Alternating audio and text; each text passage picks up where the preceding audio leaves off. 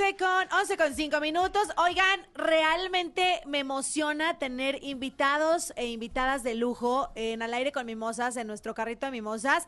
Está con nosotros el doctor Alfredo Memije. Quiero que le brindemos un fuerte aplauso al doc porque está con nosotros y creo que es importante hablar de temas de salud, pero que van relacionados con diabetes y obesidad. Él es especialista precisamente en estas dos grandes problemas que, híjole, cómo nos azotan a la sociedad, a los mexicanos, a las mexicanas y en el mundo, porque no solo también es problema, ocupamos unos rankings importantes, los mexicanos y las mexicanas, y sobre todo, ¿saben qué? Qué triste en los niñitos, en los niños con obesidad infantil o incluso con diabetes infantil, pero bueno, pues ya sabemos que los gringos también por la alimentación, en estas grasas saturadas y demás también tienen un índice importante, pero mejor él, que él es el especialista, que nos cuente ¿cómo podemos prevenir? Y si tú eres un paciente con diabetes, con obesidad, bueno, pues obviamente hay una alternativa. Rodéate de los profesionales. ¿Cómo estás, doctor? Okay, ¿qué tal? Buenos días, gracias por la invitación. Gracias por hacerme la invitación y gracias por estar aquí. Nos importa mucho el tema de la salud, porque mucho hablamos de la salud estética y que nos queremos ver bien, ¿no? Incluso de la salud emocional. Y ahora vámonos directo al grano, a ver qué pasa en la medicina, qué pasa en la ciencia, qué es la diabetes, por qué podemos desarrollar diabetes.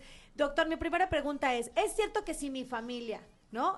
Del lado materno o paterno, padece diabetes, mi tatarabuelito, mi abuelito y mis papás, ¿yo soy propensa o propenso a tener diabetes? Sí, claro que sí. Hay muchos estudios, andan por ahí en las redes 20,000 cosas que dicen que no. Claro que sí.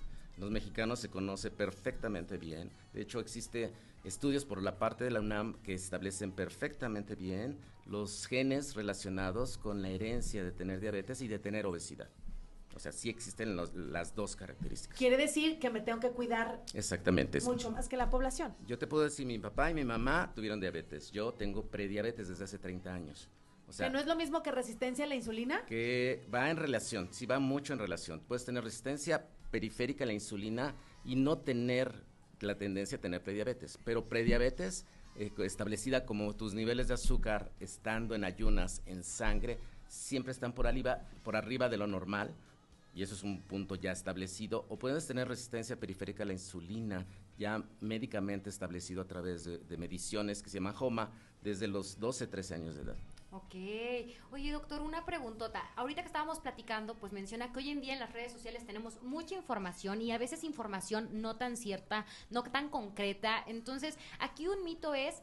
¿cómo se da la diabetes? ¿Es por el consumo excesivo de azúcar o es por el consumo excesivo de alguna grasa? ¿Cómo se da realmente la diabetes? Tienes que tener la predisposición, por un lado. Y además, tanto la parte genética, ¿no? Y además, también heredas, y eso tiene que es mucho en esto, los hábitos. Entonces, hay familias que tienen hábitos de comer de una manera mal organizada. Y en los últimos años, además, parte de esto, se ha visto desde hace mucho tiempo la manera como una persona que migra a algún lugar y regresa puede cambiar sus hábitos alimenticios, su manera de hacer ejercicio y predisponer. Hay estudios, por ejemplo, hay uno muy famoso de los indios Pima que tiene que ver con esta situación en México, como se quedaron unos indios Pima en Estados Unidos, otros en México, y los dividió una zona cuando se hizo la parte de la separación. Unos se quedaron en Estados Unidos y unos se quedaron en México. Aquellos que estuvieron en Estados Unidos son los más gordos en ese tiempo, y los más diabéticos y los más hipertensos. Los que se quedaron en México no. Cosa muy curiosa, estaban prácticamente casi igual que siempre. ¿Qué comían? Pan, tortillas y todo lo que comemos normalmente los mexicanos. Cuando se dan cuenta de esta relación, unos los llevan a Estados Unidos y otros los traen a México. Los que se llevan a Estados Unidos empiezan a subir de peso y se vuelven diabéticos, hipertensos y demás. Y aquellos que traen a México empiezan a bajar de peso. Es uno de los primeros estudios en relación a los hábitos, cómo los hábitos con la tendencia genética puedes en determinado momento desarrollar una enfermedad, sí, perfectamente bien establecida. A ver, doctor Alfredo, ¿cuáles son los parámetros de los que nos hablabas? Si yo me hago una prueba de glucosa en la mañana, ¿cuáles son los parámetros normales? Debe estar entre 70 y 100. 70 y 100, ok. En la mañana, sin comer nada, esa es la glucosa normal. Si tú no comes nada y tienes 110, tienes prediabetes o probablemente ya diabetes. ok. Ok, los valores no deben pasar de 126. Bien. Una vez que tienes por arriba de 126, seguramente ya tienes diabetes. Lo que tendrías que hacer es una hemoglobina glucosilada, es decir, cuánto has tenido en los últimos 3 meses de azúcar para ver si estás bien o no. Ahora, en relación a lo que me preguntabas hace ratito, ¿existe la resistencia periférica a la insulina? Sí, hay gente que tiene tendencia genética a tenerla, ¿ok? Y esto no lo sabe. Yo he tenido pacientes, y consta que yo no veo niños, porque los diabéticos tipo 1 no los veo. Yo veo pacientes con diabetes tipo 2. Que es la más común en México, y la gente que tiene obesidad. De hecho, la diabesidad, si alguien se pone a buscar o googlear, diabesidad es una enfermedad bien establecida en el mundo, desde hace 20 años. ¿Cuáles son los síntomas que yo que tengo que tener ese foco si es que tengo, 1, prediabetes y 2, resistencia a la insulina y si son similares? Ok. Tú puedes estar prácticamente de características normales toda tu vida. Ajá. De hecho, es muy común que la gente empiece a decir, es que empecé a bajar de peso y no supe por qué. Y empezó a ir más al baño, a orinar en las noches, y de pronto ya no veo de una manera adecuada, me estoy cansando todo el tiempo, me duele la cabeza y no sé ni por qué. Esos son datos de que te empieza a indicar que ya tienes niveles muy altos de glucosa. Pero puede ser que lo tengas durante mucho tiempo. Por eso yo te digo, yo tengo prediabetes desde hace 30 años. Okay, hace 30 años yo me di cuenta que mis niveles de azúcar siempre estaban por arriba de 100. Y hasta ahorita, ¿qué tienes que hacer? Cuidarte, evidentemente. Controlarte. No yo he tratado dentro de esos 30 años, básicamente tener un peso adecuado, tener una buena masa muscular, disminuir la cantidad de grasa visceral, ¿okay? Y eso te permite que hasta ahorita mis niveles, yo tengo todavía prediabetes. Oye, Doc, a ver, alguien diabético, te voy a poner un ejemplo, alguien diabético de 65 años, ya diagnosticado con diabetes mellitus tipo 2, bajo mucho de peso, por supuesto, o sea, la vemos que es muy delgadita, porque como que tienden las personas de la tercera edad a reducir su masa muscular. Exacto. ¿No? Y entonces ya es muy delgadito, y sus primeras ingestas de comida es un pancito, un Twinkie, unas galletitas. ¿Está bien? No, claro que no, porque no está tomando conciencia de su enfermedad, ¿ok? Y la conciencia de la enfermedad implica que te cuides tu alimentación, que hagas ejercicio. O sea, ese es un punto básico, es una parte esencial. Tener conciencia de la enfermedad es el primer punto. Darte cuenta que lo que te sucede, vas a tener las complicaciones. Cuando tienes complicaciones de la diabetes, una vez que ya estableciste el diagnóstico, al menos 15 años después. Ok, para que tengas retinopatía diabética, para que tengas daño renal, para que tengas un problema en los pies, al menos pasan 15 años. Para que se puedan ver esos los daños. De hecho, les voy a decir algo que es muy importante. Una gente que tiene diabetes, así de simple y de sencillo, no es importante controlarle los niveles de azúcar. Lo parte más importante es evitar las complicaciones. Bien. O sea, si tú me dices, ¿cuál es el goal? ¿Cuál es la meta? ¿Cuál es lo que debemos de tener en cuenta? Es evitar las complicaciones. Y en México todavía no nos cae el 20 de que lo que debemos de tener es evitar las complicaciones. Y uno de los puntos principales depende precisamente de que la persona tenga conciencia y no diga, que es muy común, yo me voy a morir de algo, si mi mamá se murió de eso, pues yo, ¿por qué no? Y es que sabes que al igual como otras adicciones, porque la adicción al azúcar también es, no sé si está considerada una adicción, pero debería, porque el problema no es el paciente, sino también el entorno, ¿sabes? Claro. La familia, cómo ves sufrir a tu papá, tu mamá, tus abuelitos y tal, y tú no puedes hacer nada, porque efectivamente solo depende, uno, del acompañamiento profesional, que agradecemos que hoy el tema de la salud y los profesionales de la salud estén más comprometidos con llevar a sus pacientes a una mejor calidad de vida. Pero el problema es que tú como paciente realmente quieras hacerlo. Claro, ese es un punto principal.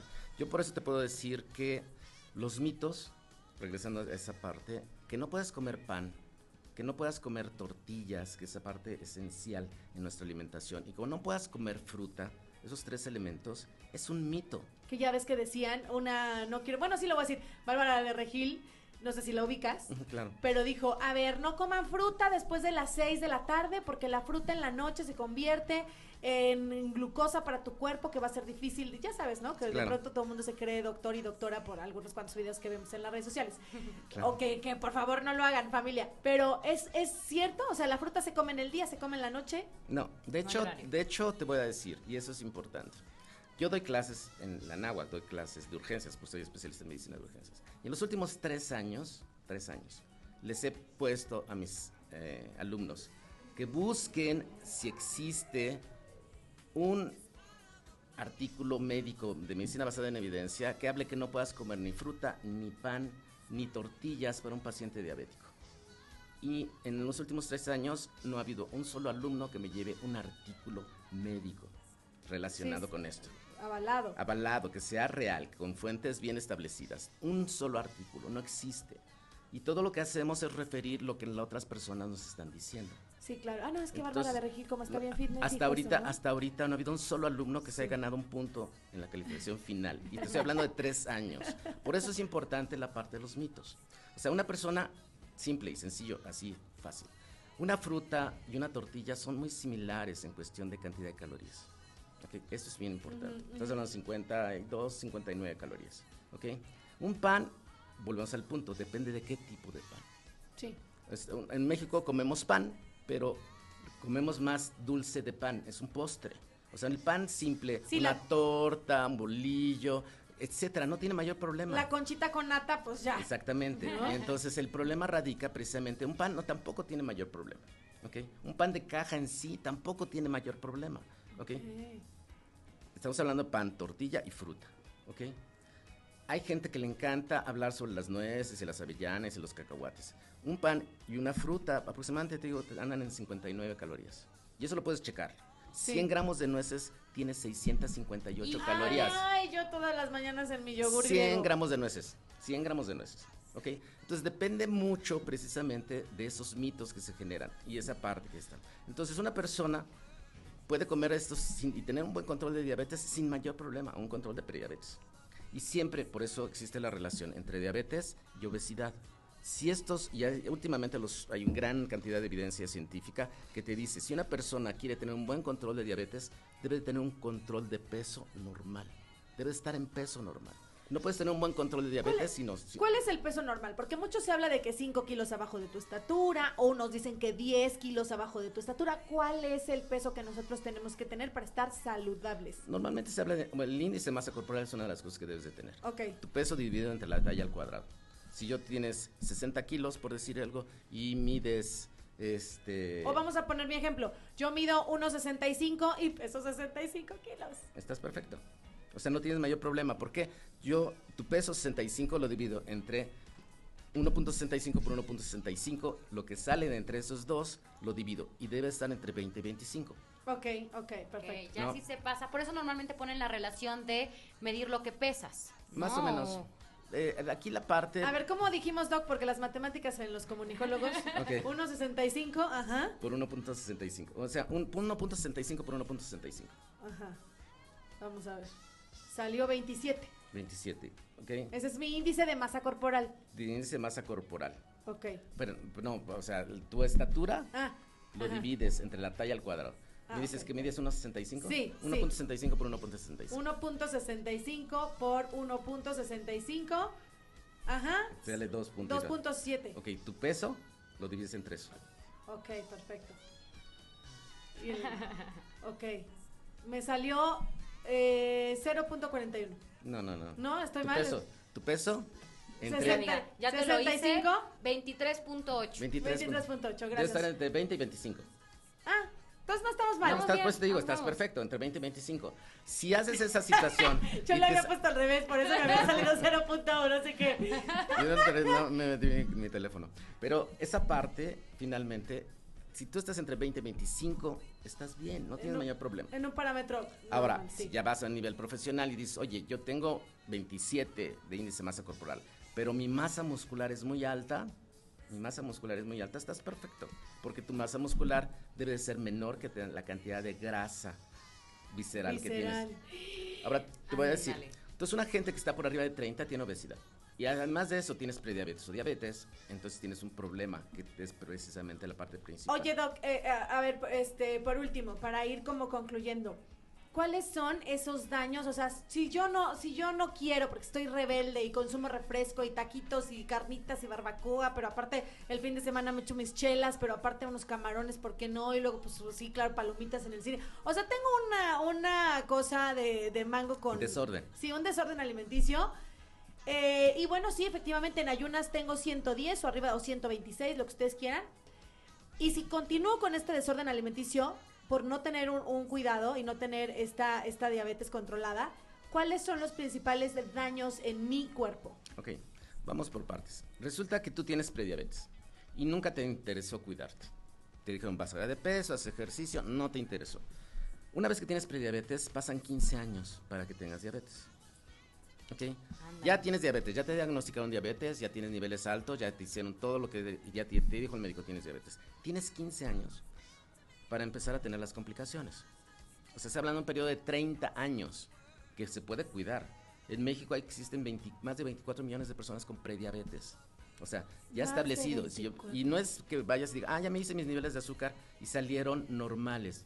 Y eso es muy común. Me hice los niveles de azúcar y salieron normales. No, tienes que ver si tienes sobrepeso, tienes obesidad y tienes algo que se llama resistencia periférica a la insulina, que se mide a través de una prueba de laboratorio. Si tienes esos tres, tienes una prediabetes, aunque tus niveles de azúcar sean normales. ¿Ok? Pasa el tiempo, ya tienes diabetes un día y no fue porque te espantaste, porque te iban a asaltar, porque te hicieron... Porque eso es lo muy más común en México, es otro mito, ¿no? ¿Por qué te dio diabetes? Pues es que una vez me iban a asaltar. Exacto. Sí. Vino la parte del temblor o lo que sea, ¿no? Entonces, resulta que en ese tiempo ya resultaste que tenías niveles de diabetes, o sea, ya te hicieron el diagnóstico. Ajá. Tienes 15 años para empezar a tener las complicaciones. Una vez que ya empieza a tener las complicaciones, que a partir de los 10 años ya empieza a tener pérdida de albúmina en la orina, ya empezaste a tener algunos otros datos todavía. Una vez que ya tienes las complicaciones, es una tras otra. Y te quedas ciego de un día para otro. Ay, cancelado. Ok, de un día te quedaste ciego. Otro día ya te tienen que hacer diálisis porque finalmente ya tienes un problema importante en cómo estás orinando.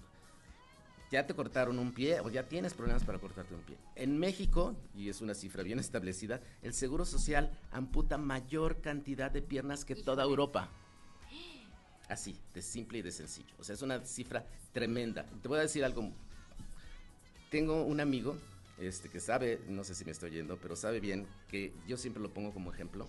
Un día él estaba en su casa descansando, amigo médico especialista, ¿okay? Estaba descansando un día, le gustaba andar sin zapatos, diabético además, que no le interesaba. Y entonces un día le dice a su hija, oye, ¿qué tienes en el pie? ¿Por qué? ¿Tienes algo en el pie que brilla? Entonces ya vio, tenía una tachuela en el pie. No sentía, ¿por qué? Pues porque la diabetes vas perdiendo sensibilidad. Y entonces tenía una tachuela en el pie.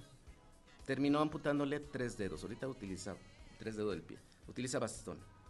Te estoy hablando de un médico especialista con... conciencia, ¿no? Con conocimiento. Y tengo otro amigo que igual le sucedió lo mismo, que falleció prácticamente el año pasado.